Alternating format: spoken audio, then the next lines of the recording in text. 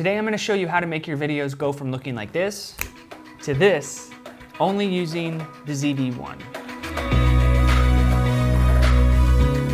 So a lot of people tell me that they can't get the picture out of the ZV-1 to look that good. Well, here's my piece of advice to you. There's three things that you have to focus on: the lighting, the lens focal length, and what was the third thing? The picture profile. So first, you have to remember with lighting, it's always best to have a controlled environment when you want the best picture out of your ZV-1.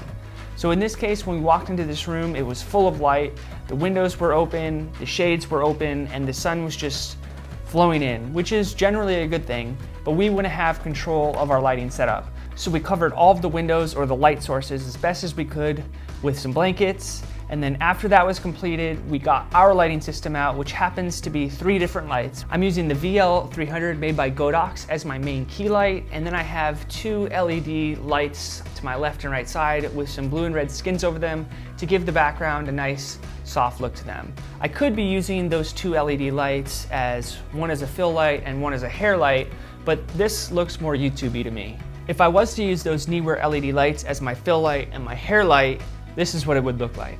I also have a softbox over my VL300 so that the light that's hitting me is more soft and it's not harsh. You can achieve this same soft light look for free if you go to a window where the sun is just blazing through, and then you just simply put a bed sheet over the window and that will give you a soft light on your face. So when it comes to the lens, anytime that you're doing a headshot of someone, I always try to keep the lens at about 50 millimeters because that's what the actual human eye sees, about 50 to 55 millimeters. If you go all the way back to 24 millimeters on the ZV-1, it'll kind of shrink your subject's face to where it doesn't look realistic and just kind of have a fisheye on the outsides. And if you go all the way to 70, that'll make your subject's face look a little bit bigger. So I try to stay around 50 to 55. In fact, that's what I'm using right now as I shoot this video. And then finally, picture profile. I've been using the ZV-1 for about a year now, and I found that the best picture profile to go with is Cine 2, and I'll leave the settings to how I set up Cine 2 inside of the description so you guys can take a look at it. That way, when I get to post-production, I do a little bit of color correction, nothing crazy, and the picture always comes out really good. Also, whenever I shoot with the A7 III or A7S III, I use the same exact picture profile in the ZV-1, and no one has ever told me, oh, I can really see a difference between the 2 different camera images.